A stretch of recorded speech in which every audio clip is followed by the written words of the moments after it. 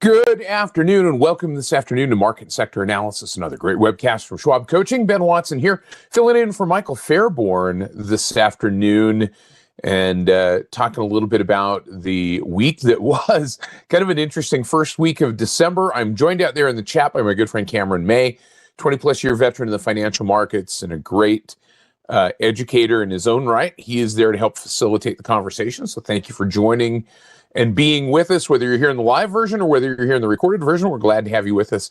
Notice some of the usual suspects here, Ricebird, JR, and everybody else.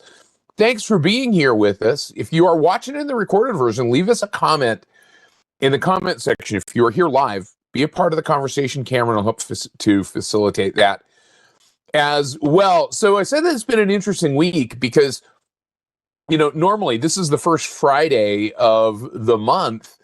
And normally that would be a jobs report Friday, but obviously the government shutdown has delayed that. In fact, the October numbers coming out, that will be the next information that we'll get along those lines. Those numbers, the November report specifically, will be available December 16th. That will have some October data along with the November data as well. But private payroll numbers over the course of this week have not been great. So there is an increased potential, theoretically, for an interest rate cut coming in next week's Fed meeting. So PCE numbers today changed a little bit, and that has that's the Fed's typical metric that they use to help determine the likelihood of a cut or not. So we'll talk a little bit about that. We'll talk a little bit about some news in the streaming space, as well as some breakouts in the consumer discretionary, consumer staples space. And I've got a little bit of a treat for you since it is the first Friday of December. That is National Bartenders Day. So we'll come back to that towards the end of the discussion. But let's jump in here real quick. Take care of a couple of housekeeping items. Remember that everything we talk about simply for illustrative and educational purposes only. It is not a recommendation or any particular advice or endorsement. Remember, we're going to use some technical analysis in this discussion. It's not a guarantee of future success out there in the real world. We're going to use the Thinkorswim desktop software platform, specifically the paper money version of that platform. Not a guarantee of future success out there in the real world. Good learning environment. But the paper money environment does not do certain things that a live trading account will do, so be aware of that. Also, as we get into this discussion, we may use some futures symbols as market metrics, not as tradable instruments. In fact, if you want to learn how to trade those or talk about trading those futures contracts, specifically, I teach a webcast on Tuesday mornings called Trading Futures at Market Open, where we talk about trading futures. But in this discussion today, if you see a futures contract, which we will look at a couple, those are simply for illustrative and educational purposes only, as market measures, not as tradable instruments. If you're going to trade futures, remember that that is a highly leveraged product, and it involves substantial risk, not suitable for all investors, and it requires separate trading authorization. Same thing with trading options. If you happen to see some kind of anecdotal or incidental options content in this discussion today, remember that trading options is a highly leveraged product. It is risky, not suitable for all investors. Make sure that you're aware of the characteristics and risks of standardized options before considering any option strategy. Past performance, no guarantee of future results. So let's do this. Let's jump out here to the Thinkorswim desktop software platform and kind of get into this mix this morning or this afternoon. And by the way, speaking of getting into the mix, one of the things that you will find, and we've talked about this, and if you're brand new to this webcast, welcome to you, but you can follow me and you can follow Cameron specifically now as coaches on LinkedIn. And that gives us an opportunity to be a little bit longer in the posts that we make and in the content that we provide than our typical posts over on X, formerly known as Twitter. But you can follow us there on X at Ben Watson CS, at Cameron May CS. You can follow us on LinkedIn, and I'll ask Cameron. I know Cameron has these links in hand. I'll ask him to post our LinkedIn links here in the chat as well. We'd love to have you in both places. and be a part of that conversation as well. So let's take a look at what's going on here really quickly with the S&P 500. It's been, like I said, a kind of an interesting week in the S&P 500. I'm going to kind of zoom in really quickly. And over the course of this last week, obviously last week was a holiday shortened week. And holiday shortened weeks oftentimes lead to a little bit more sideways movement, just simply from the standpoint that there tends to be lots of people on vacation.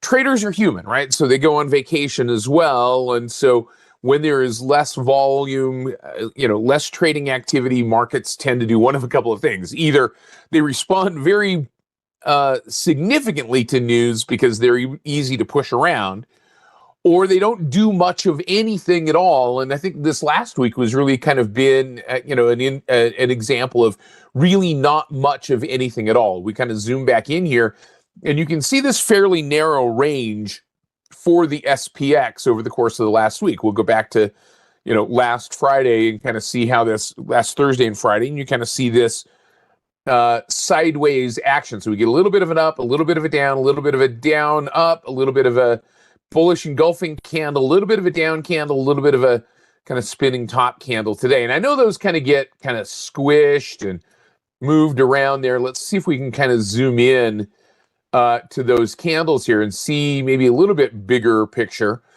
on those candles. And you can see that there really wasn't much range-bound movement here in terms of this last week. So now what does that mean? Going into December, going into the end of the year, the question always gets asked, are we poised for the quote unquote Santa Claus rally?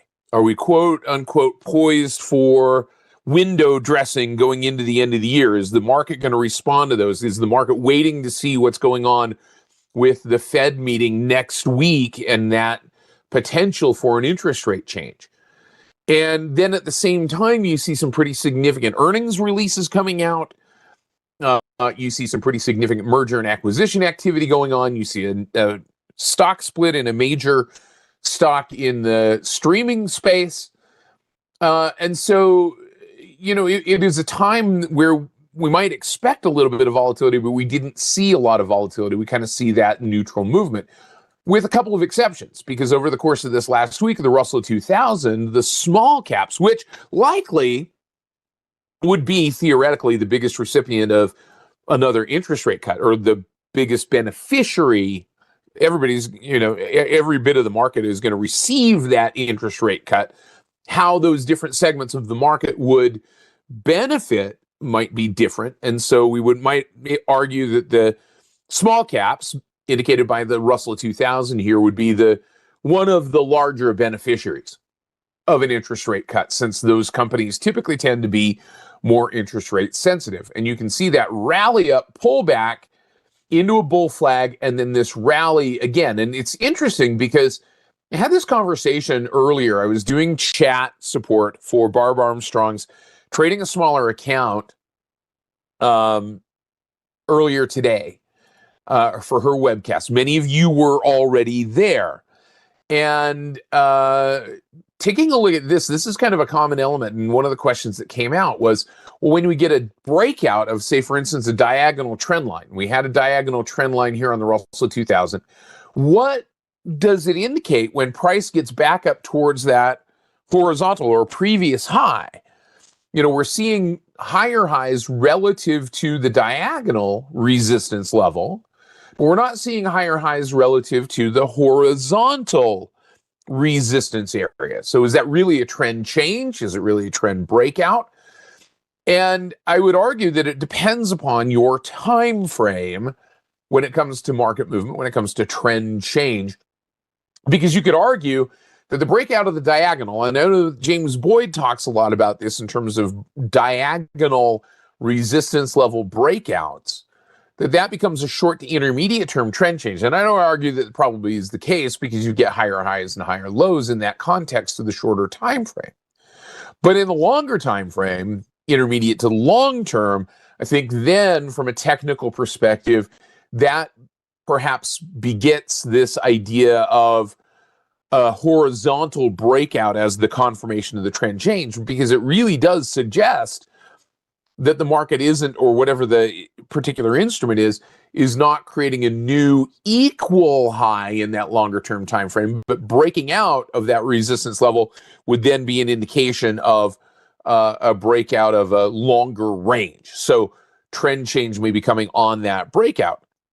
So it really depends on somewhat about your aggressiveness in terms of entries. So some traders might get in on the breakout of the diagonal trend line. If we were to point that out, that's kind of right about here on this move last week.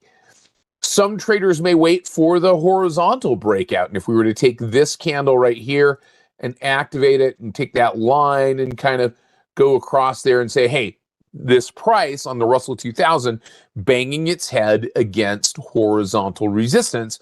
And until it breaks through that horizontal resistance, some traders may be less than aggressive in terms of entering positions in small cap stocks. Now, that doesn't mean that there aren't individual small cap stocks that are also breaking out, but this is a market of stocks. And so when you see the market, the index in this case, running into resistance, it's very likely that many of the stocks within the index are also doing something similar, running into a level of resistance. So since we brought up the idea of the FOMC meeting, the Fed meeting next week over the horizon, I wanted to talk about a couple of those economic indicators. We talked about jobs reports, right? And the fact that the jobs numbers are delayed, but we had ADP numbers that were indicating that we were seeing job cuts, jobless claims coming down, but also job cuts coming down. That private sector or that private information indicating that there were, better than 30,000 jobs being lost, and so that might be a precursor to the idea that the official unemployment rate may go up. Now, that's one of the two parts of the dual mandate of the Federal Reserve. One is to maintain a fair and orderly interest rate market. The other is to maintain a reasonable unemployment level. So an increase in unemployment would suggest theoretically to the Fed a greater propensity or a greater likelihood, possibility of a cut impacting the market. So let's take a look really quickly. I'm going to pop over here to the CME FedWatch tool. Now, this is a third-party tool. We've looked at this before. This information comes from the CME Group. It is not endorsed by nor recommended by Charles Schwab, nor provided by Charles Schwab. This comes entirely from the CME Group. But we'll scroll down to our CME FedWatch tool. And we've talked about this before. This is looking at the information for the current, next, most recent meeting date, which is the 10th of December, next week. And you can see that the shift, current target rate is 3.75 to 4.0. This big blue column here in this column chart would suggest that there is about an 87% chance, based on Fed funds futures, that the Fed is going to cut rates by a quarter point, by 0.25.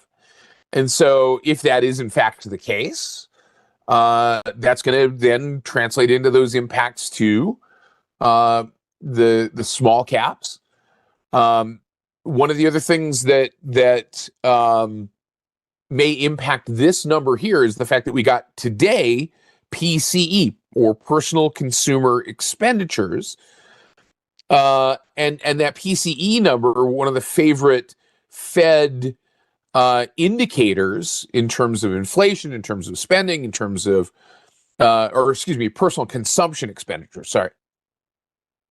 That information was delayed, but it indicated a decrease in expenditures of about 0.1 from August. So that suggests, perhaps in this case, that consumer sentiment may be ticking up a little bit, but at the same time, seeing some of those expenses staying the same. So what this tool can be very helpful at doing is giving us a kind of a comparison indication. So we're going to go back over here to this left-hand side on the CME FedWatch tool, and we're going to click on the compare link here. And what this is looking at is 1 day ago, this is 1 week ago, and this is 1 month ago. So 1 month ago, the balance in this particular case was 62%. And we go out here, and that was about 38%.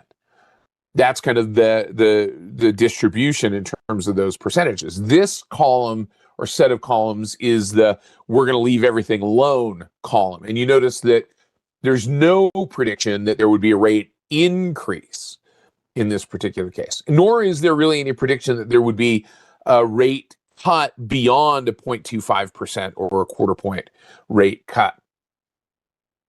But you can see that probability actually has gone down just a little bit on that PCE number, but at the same time, it kind of suggests, again, and kind of supports the argument, perhaps, that the Fed may cut. Now, this is not a guarantee by any means that the Fed is going to cut. This is just simply a probability of such. And the Fed could create a surprise by not cutting, but that probability is pretty high. If we go out to the January meeting, on the other hand, and I'm going to take this off of compare and just go to current, you can see that if, in fact, so current rate, 3.75 to 4.0, this would then suggest that there's about a 65% probability in the January meeting that the Fed would cut a quarter point, and about a 25% chance that the Fed would cut again another, so half a point in terms of that cut. Now, that doesn't specify whether that would be one big cut in January or whether that would be a 25 basis point cut in December and a 25 basis point cut in January. It just gets us to that 3.25 to 3.5 target rate. And then there's about a 9% chance that the Fed leaves everything alone through December, through January, leaves it at that 3.75 to 4.0 level. Lower likelihood of that scenario happening here. But all of this speaks to the idea of what does the market do in response to this, right? So, in terms of the trend, and to James' point, you see what the CME does and suggests, and what might happen in terms of that potential response to a rate cut. The last time we saw a rate cut, if we go back to the previous Fed meeting, we go back to historical, and we can go back into the October meeting, and the Fed cut on that in that October meeting. And so that's where we can go back and we can say, all right, when was that? That was the 29th of October. Let's go back to the SPX chart and correlate that and see what the market did. So we're going to pop back over here to our Thinkorswim platform. Let's go back here to October. And here was, if we go back into the October timeframe, the market pulled back from that. So there was kind of that anticipation. There was the rally into the cut, then there was the cut, and now we start to see this move go down. And I think that may be, in fact, the case. The fact that we maybe see a little bit of a downward push from there. So, the Fed leaves on vacation, on Christmas vacation. They're going to be done. And quite frankly, the market does tend to slow down somewhat as we get into this time frame, although it does tend to, like we talked about, see that kind of window dressing and other things. All right. Yep, and I know that commitment of traders report, absolutely. So there's a couple of other areas that I wanted to take a look at here real quick. Let's pop over here to our single grid. Actually, before we do that, I'm going to go to the VIX, just kind of take a look at what's going on in the volatility index, because this impacts more than just options traders. We see the volatility index, the VIX, continuing to move to the downside, kind of down to these equal lows, down in the 15 handle. If, however, next week there is, and Reggie, the meeting is on the 10th. if in fact the Fed does not cut, I would suspect that we see an increase potentially in volatility. We see the VIX spike a little bit and move back in the other direction, because that would suggest that there are a couple of things going on, perhaps, that the Fed is going against what those probabilities are, that the Fed maybe is seeing something that we're not seeing in terms of economic growth that may suggest not cutting. And if there's a bigger cut than is expected, if there's a half-point cut, which there's not a probability of that at the moment, but if out of the blue there were a half-point cut, that would suggest maybe that they are seeing something that we're not seeing that is worse, perhaps, than is expected, and we may see a bigger spike in the VIX. But when the VIX is low, it tends to mean revert. And I've got the moving average of the VIX on here. A move from the 15 handle up to the 18 handle is not a significant move necessarily, but it is, it would be perhaps consistent with the idea of moving back towards the mean. So a rise in the VIX may benefit options traders to a certain extent. It may benefit stock liquidity as well, but it also may change that risk perspective going into the end of the year. So now that that's the VIX, we've taken a look at that. Let's look at the single grid here real quick, and let's take a look at some of the individual stocks that are out there and some of the individual elements of the market. By the way, Ricebird had asked me the question about this logo that I've got up here, which is kind of an automatic logo, or not logo, but symbol box on the chart. And that grid right here is this one. I'm going to go ahead and share this because I like sharing, and, Christmas is for giving. So let's go share. Now, one of the things I'm going to say is this.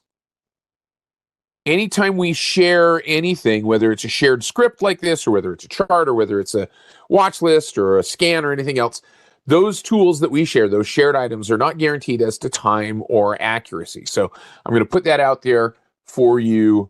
If you want to put that on your chart and use that, that's fine. All right, but let's take a look at a couple of other areas here.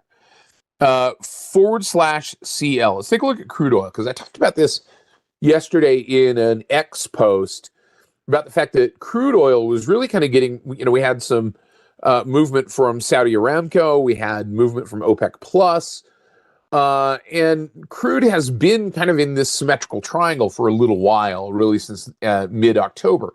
And it's kind of been squeezing down into this range, and it's been, quite frankly, getting pushed lower. And we've seen the at-the-pump gas prices coming down. That's not necessarily, certainly from a consumer standpoint, not necessarily a bad thing. From a energy production standpoint, it's not a great thing.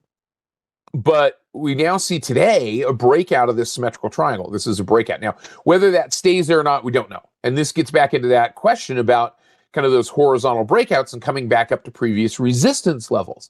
Is this a trend change yet, or do we need to see it break above, say, for instance, this horizontal resistance right around the 62 mark?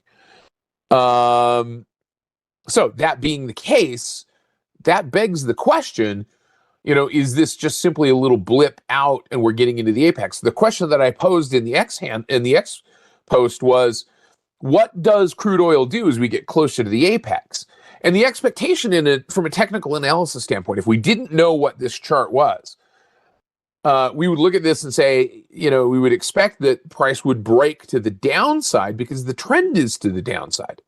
But the deeper we get into the apex of a triangle like this, the more likely it is that price moves in the opposite direction of that prevailing trend, meaning it's more likely to break to the upside because it's getting squeezed and it's in fact failing that downside breakout.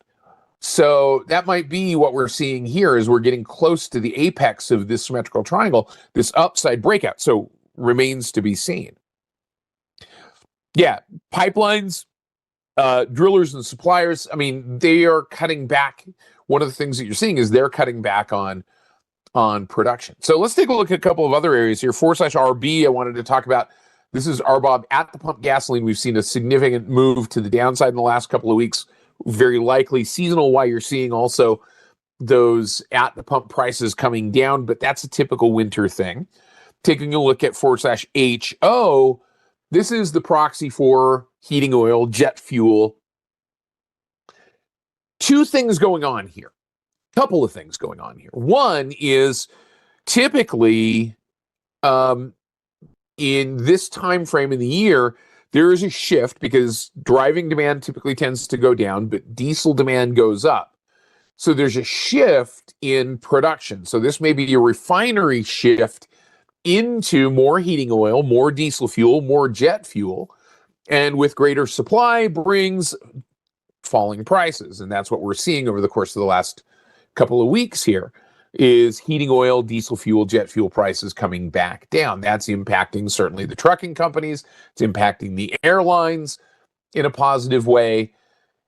But refinery margins are still going up at this point. So input costs are lower. Take a look at XOM as an example here. That's still on the rise. Not a lot of correlation is to answer the question that was asked. What's the correlation between oil companies, large integrated oil companies? This is ExxonMobil tending to move somewhat independently, although it is squeezing a little bit here. CVX moves a little more closely to the push to crude oil. But VLO is the pure play refiner, and we can see that pure play refiner and retailer continuing to move to the upside, independent of what crude oil is doing. So almost an oppositional correlation here, or an inverse correlation to what crude oil is doing, because that's the primary input cost into a refiner like Valero. And if we take a look at something like Delta Airlines, you can see what Delta Airlines has been doing with those oil prices coming down. So if we were to do a comparison study, and I'll just go up here to the flask icon and do /HO, COMP comparison. And let's compare that to /HO heating oil, which is the proxy for jet fuel. Click on OK, apply an OK. You can see almost, once again, this inverse relationship. As heating oil comes down, Delta Airlines goes up, right? That's that change, or that kind of oppositional or inverse relationship here. Also, the trucking companies, if we were to change this, keep that correlation on there. JBHT, you can see that inverse relationship. JBHT, one of the larger of the line haul trucking companies. ODFL, in the less than truckload space, responding positively to that decrease in diesel fuel prices. Again, HO, /HO, the futures contract in this case, the proxy for diesel fuel prices. So a big impact, certainly, to those areas. All right, let's take that comparison off. I'm just going to hide that comparison here in this case and apply an OK. Wanted to take a look at a couple of other areas here, certainly in terms of this space, in terms of the transportation space. UNP, Union Pacific, again, benefiting. Now, this is kind of interesting because when you talk about efficiencies, Union Pacific typically is not as impacted by diesel fuel costs because they tend to be more efficient per mile and per gallon of diesel fuel than the trucking companies. But they're on the rise as well. So if you've got trucking and airlines and railroads and the transports in general on the rise, that can be an indication. That can be an indication of how to, or how we might see manufacturing increasing, the industrial space. So let's do this. Let's use that as a nice segue over here to our S&P, our SPX sector grid. And as we get into this, let's take a look at some of those areas that are seeing strength. So energy seeing strength, and we talked a little bit about this. I'm just going to make this maximized so that we can see this. Energy seeing strength, again, on the strength of some of those refiners and retailers, not the large integrateds necessarily. Materials seeing a little bit of strength, but kind of coming back off a little bit. And I think a lot of the materials strength is coming in terms of the expected build out of things like AI data centers. Demand for materials is going up, especially things like copper wiring. Industrials, on the other hand, starting to see again maybe this potential for trend reversal. We saw this as a kind of sideways channel. It blipped out of the channel to the downside, now coming back into the channel. So some traders might just do this, activate this channel, we'll kind of take this across here and make that channel a little bit bigger, a little bit longer, and see that the price is now firmly entrenched in that channel once again, but the channel is moving to the upside, right? All right, let's take a look at consumer discretionaries. This has been kind of the big driver of the retail space, consumer discretionaries, the things that people want to buy. And we're going into the holiday season and almost forming kind of this lower shoulder on this right-hand side. So you might even start to look, some traders might, from a technical analysis perspective, and I know Rachel Dashiell, who's a CMT, and Connie Hill, probably going to skewer me for this and how I'm drawing this head and shoulders pattern, but there's a head, or there's a shoulder, there's a head, there's a kind of lumpy right-hand shoulder with that expectation of maybe this rotating back down to the downside if we see that lower high. We'll talk about some of the other retailers here in just a minute. But let's kill that annotation. Let's come back over here. Let's take a look at consumer staples. And this is kind of that area where, you know, we've talked about this before, this support level in consumer staples, kind of that demarcation line between risk on, risk off. When consumer staples are above that line, typically tends to be kind of that risk off perspective, moving back into some of the defensive space. When consumer staples are below that line, typically tending to be risk on, more push into some of those risk-based assets like technology and others. And so we're starting to see kind of this bleeding back below that level, maybe indicating that positioning or posturing into that end of the year. Not so much defensive, but not full-on risk on, perhaps at this point. Healthcare, on the other hand, which has been a huge driver to the upside, pulling back over the last few days, back down into this level of potential support, if we were to draw that level of support here on the healthcare space. So what it does at this point, if it bounces, maybe gives us a double top, but the trend is still definitely up in healthcare, not in the short term, but in the intermediate to long term. Financials, we've started to see some changes here in the financial space. Again, rotating back a little bit higher here, and perhaps at that breakout level out of this kind of sideways basing pattern that's been building for a little bit. Information technology, though, on the other hand, and again, depending on how you draw this, that might be a head and shoulders type of pattern establishing itself, still back above the 50% or the 50-period moving average. But communication services has been kind of the standout in that technology space, where we've seen some upward movement. Now, this gets me to that pivot to, in just a second, to Netflix, Warner Brothers, Discovery. We'll take a look at that in just a moment. But utilities backing off. And this is interesting because there's the greater potential for a rate cut, but it's not yet impacting utilities to the upside. Utilities seeing some potential challenges because they are running at capacity and they are needing to spend. So they're essentially, if they start building out at this point, they're betting on the come, on that AI spend in the teeth of a potential cut or not. And if they don't get a rate cut, that means that they are borrowing to build out infrastructure at higher rates. So they're kind of caught in a conundrum here, I think, at this point. And then finally, in the real estate market, one of the things that we've seen recently, it's been talked about on the Schwab Network. Again, Schwab Network brought to you by our media affiliate, Charles Schwab Media Productions.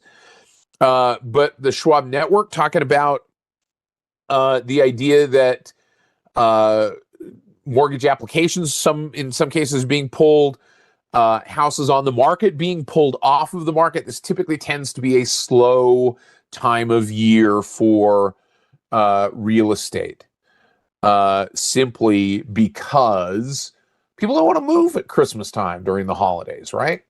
They don't want to deal with that. After the first of the year, it may tend to pick up a little bit. I'm going to go ahead and again give you a nice little Christmas present here. I'm going to share with you that sector grid. And I've done this before, but again, remember, not guaranteed as to time or accuracy, but it's out there. There's my sector grid. All right, let's pop back over here to the single grid. And let's take a look at this one, NFLX, Netflix, announcing today the deal with Warner Brothers Discovery, WBD, and Warner Brothers Discovery up on the tender offer, and Netflix down on that offer. And Netflix just having gone through a 10-for-1 split, getting that price back down. So probably right in the middle, kind of that post-split depression, where some investors who bought ahead of the split now start to sell because they've got more shares to sell. But this kind of represents a bit of a shift for Netflix from a strategy standpoint. They have, notoriously over the last few years been adverse to focusing on intellectual property or IP silos. They have instead focused on bringing diverse content across their streaming platform. Now, with the purchase of Warner Brothers, that brings over a variety of IP silos, like Harry Potter, like Looney Tunes, like the Discovery Channel IPs, and others. So I don't know. Do we get a Stranger Things, Bugs Bunny mashup, perhaps, or the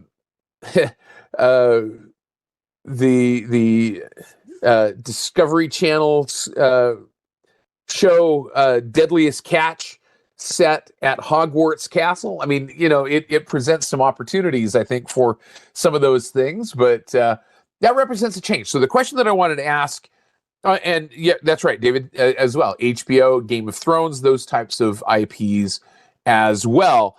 But this is the relationship that I wanted to look at here, is what impact did that have on kind of the IP silo king of Disney, which is really kind of going sideways. So not much of an impact, which is a little bit surprising. Yeah, DC is as well, David. You're right. So I just want to say this. I was at Disney with my family last week. We spent 5 days there.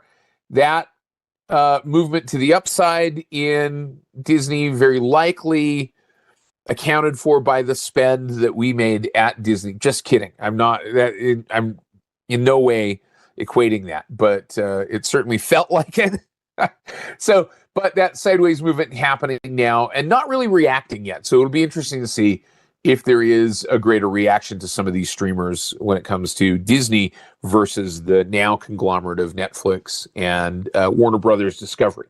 So an interesting perspective here. I wanted to look at a couple of other things here really quickly as we get into this. One of the questions that's been coming up and quite a bit, and we talked about it in the Futures Trading webcast, is this: what's going on with Bitcoin? Now, when we talk about Bitcoin futures, we talk about virtual currency derivatives.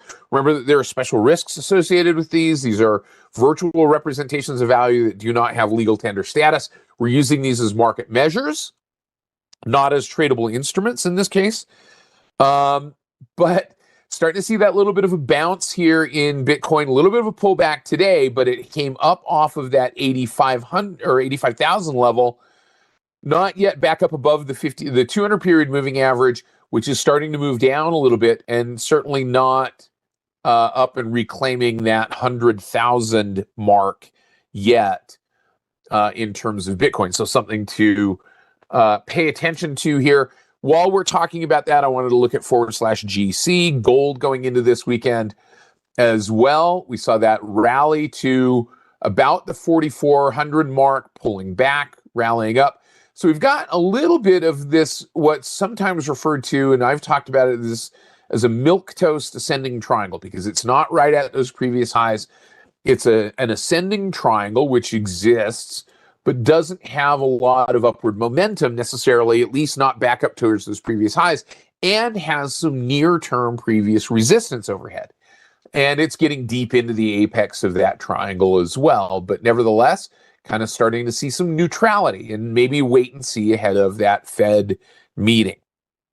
So, two things I wanted to do here really quickly before we go. Pop back over here to this slide. I want to go to our schwab.com/coaching. This is our coaching landing page. And here you can find our live webcasts and our calendar of those live webcasts that come up. We teach 30 plus hours of webcasts a week right here.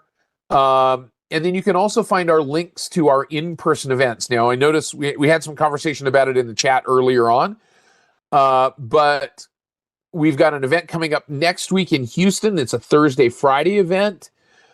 For those of you that are going, remember it is Thursday, Friday, not Friday, Saturday, as usual. And then coming up Friday and Saturday in December, the Friday and Saturday before Christmas, we are going to be in Miami doing an advanced option strategies workshop. Then in January, we're going to be in Dallas, and then we're going to be in Seattle. And I know I mentioned this earlier in the week, but I wanted to bring this to everybody's attention because I know that this has been highly requested. Coming up in April, we're going to be in Boston. And by the way, we're going to also be in Sacramento, a place that we have not been with a live event for probably 15 years. So we would love to see you if you are in those areas. Come and join us. These are no cost to you events. They are extremely valuable and extremely informative. At least that's what I'm told. So I hopefully keep that tradition alive and doing those. But then if you want to learn more about some of the topics that we talk about throughout the week, come over here to our Trader Talks webcast page on YouTube. So go to youtube.com, search for Trader Talks webcasts. And now you've got this search box that you can search for any of our content that we record. All we ask of you to do is just click on that subscribe link right here. Give us a follow on YouTube. Okay, so now it is the end of the week. It is the first Friday in December, which traditionally means that it is National Bartenders Day. I didn't know that. I had to look it up. I worked as a bartender when my wife and I getting married, we worked in a couple of different restaurants, and I worked as a bartender, as a server, as a prep cook, as a dishwasher. I did all of those things behind the scenes as well as serving. And so I want to pop back over here really quickly, and I wanted to go to a grid that I put together for you specifically for this purpose in talking about where did I put it? National, there it is, and there it is, National Bartender Day. So this is about as close as I could get in terms of National Bartender Day, but I've got Constellation Brands representing distilled beverages with a big move today, not necessarily because of National Bartenders Day, but we've got TAP, which is, let me just do this. I'm just going to pop through these and we will maximize these cells. So that's Constellation Brands. There is Molson Coors, which is coming into a dividend adjustment here, trading ex-dividend here, moving to the downside on the 3-month time frame. This is Anheuser-Busch InBev. And remember, this is an ADR. A lot of these are ADRs, American Depository Receipts, so they're going to have more gappy charts and they're going to have some special risks. Just be aware of that. But Anheuser-Busch, Budweiser kind of sitting right in the middle of there, not falling necessarily, but giving us a little bit of an inside day there. Boston Beer, Sam Adams, a bit of a bullish move here, some higher lows. Diageo, again in the distilled beverage space, starting to make some higher lows. This is also an ADR. It's a little bit gappy.